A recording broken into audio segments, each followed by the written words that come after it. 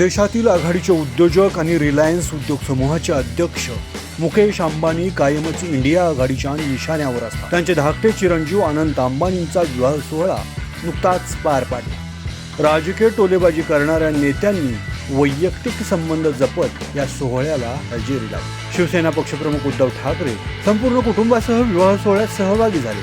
त्यांच्या मुलांनी खास डान्सही केला. तसेच लालू प्रसाद यादव, अखिलेश यादव हे देखील कुटुंबासह शाही विवाह सोहळ्यात सहभागी झाले. पश्चिम बंगालच्या मुख्यमंत्री ममता बॅनर्जी खास लग्न समारंभासाठी मुंबईत दाखल झाल्या. त्यानंतर त्यांनी उद्धव ठाकरे आणि शरद पवारांची भेट घेतली.